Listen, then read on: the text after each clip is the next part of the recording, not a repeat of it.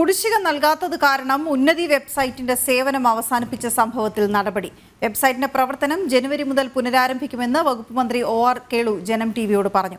സാമ്പത്തിക പ്രതിസന്ധിയിലും നിലവിലെ പ്രശ്നങ്ങൾക്ക് പരിഹാരം കണ്ടെത്തുമെന്നും മന്ത്രി പറഞ്ഞു. ജനം ടിവി വാർത്തയെ തുടർന്നാണ് നടപടി. ജനം ഇംപാക്ട്.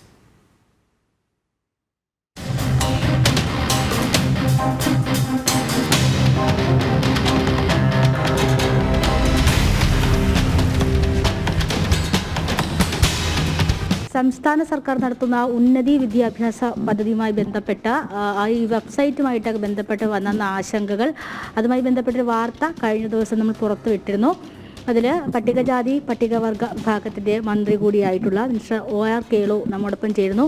ഉന്നതി വെബ്സൈറ്റുമായിട്ട് എന്തെങ്കിലും ആശങ്ക ഇപ്പോൾ ഒരു ആശങ്ക നിലനിൽക്കുന്നുണ്ട്, അതിലൊരു പരിഹാരം കാണുക എന്നതാണ് ഇപ്പോൾ പ്രാഥമിക ഘട്ടം എന്ന് പറയുന്നത്. എന്താണ് മിനിസ്റ്റർ പ്രതികരണം? ഈ ഉന്നതി വെബ്സൈറ്റുമായിട്ട് ബന്ധപ്പെട്ടിട്ട് ഇപ്പോൾ നിലവിൽ ഒരു തരത്തിലുള്ള ഒരു ആശങ്കയും ഇപ്പോൾ ഗവൺമെൻറ്റിന് മുമ്പിലില്ല. ഉന്നതി എല്ലാ സാമ്പത്തിക വർഷവും നമ്മൾ പട്ടികജാതി പട്ടികവർഗ OBC വിഭാഗത്തിലെ കുട്ടികളെ നമ്മൾ വിദേശ പഠനത്തിന് അയക്കാറുണ്ട്.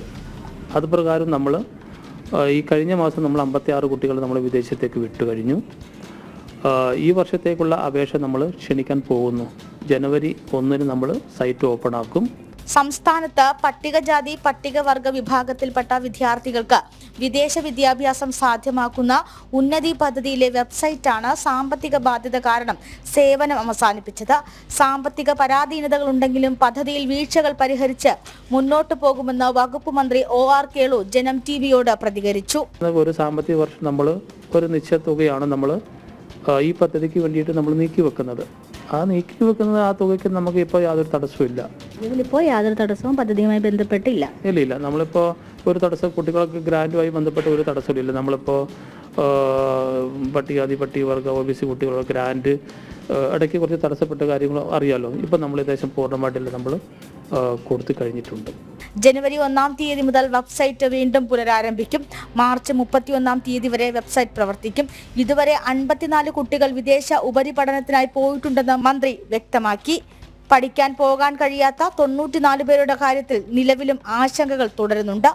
ഉന്നതി പദ്ധതിയുമായി ബന്ധപ്പെട്ടും വെബ്സൈറ്റിൽ വന്ന ആശങ്കകളും വിദ്യാർത്ഥികളെ ചെറുതൊന്നുമല്ല വ്യാകുലപ്പെടുത്തിയത്. എന്നിരുന്നാലും ഇതൊക്കെ പരിഹരിച്ച് മുന്നോട്ട് പോകുമെന്നാണ് പട്ടികജാതി പട്ടികവർഗ വകുപ്പ് മന്ത്രി OR കേളു ജനം ടിവിയോട് പ്രതികരിച്ചത്. ഈ ഉറപ്പുകൾ പരിഹരിക്കുമെന്ന് തന്നെ പ്രതീക്ഷിക്കട്ടെ. ക്യാമറമാൻ വിവേക് നേമത്തോടൊപ്പം ടിൻഡു ദാസ്, ജനം, തിരുവനന്തപുരം.